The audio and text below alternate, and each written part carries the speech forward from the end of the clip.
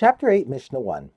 We have learned that once a couple is fully married, Nisuyin, the husband may eat the produce of his wife's property. That is, he has the right to use them to his advantage. For example, if she owns productive land, he may farm it and eat it.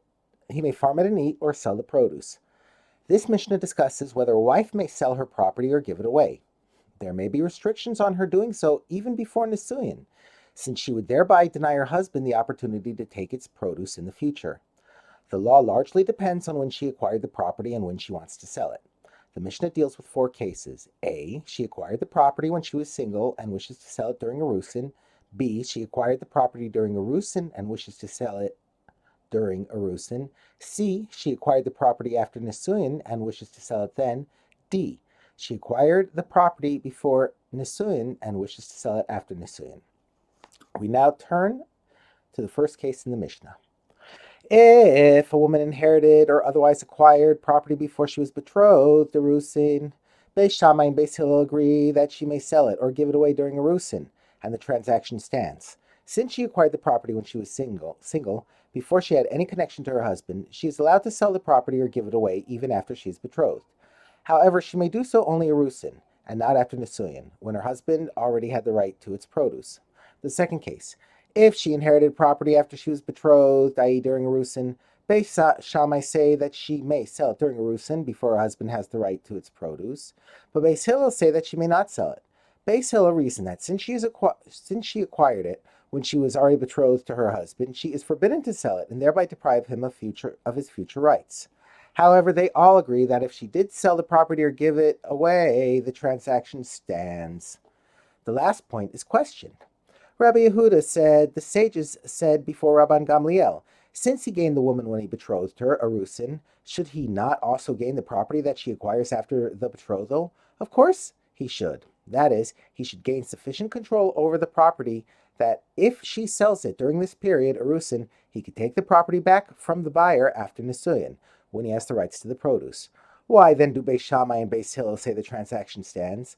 Rabban Gamliel replied to them, we are already ashamed of our failure to understand the law regarding the recent property, i.e. property a wife acquired after Nisuyin. That is, we do not understand why a husband could seize from the buyer property that his wife acquired and sold after Nisuyin, as the Mishnah states next. And now you add the law of old property, i.e. property she acquired during Erusin, to our problems? That is, you are suggesting that he can even seize property that she acquired and sold during Erusin. The third case. If she inherited property after she was fully married, Nisuyin, Beis Shammai and Beis Hillel agree that if she sold the property or gave it away, the husband can take it out of the buyer's possession. Since the husband already has the right to eat the produce, she cannot take that right away from him and give it to another person. The fourth case.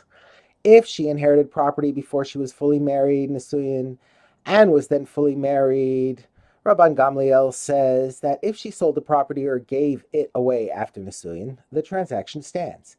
In this case, where she acquired the property before Nisuyin, where the husband did not yet have any rights in it, she gained not only the property itself, but also the right to its produce. Thus, even if she sells the property after Nisuyin, the transaction stands and the husband cannot seize it from the buyer. This ruling is questioned. Rabbi Hanina ben Akavia said, the sages said before Rabban Gamliel, since he gained the woman when he fully married her, Nisuyin, should he not also gain the property that she owns? Why then is it that the transaction stands and he is unable to seize the property from the buyer? Rabban Gamliel said to them, we are already ashamed of our failure to understand the law regarding recent property, i.e. property that she acquired after Nisuyin.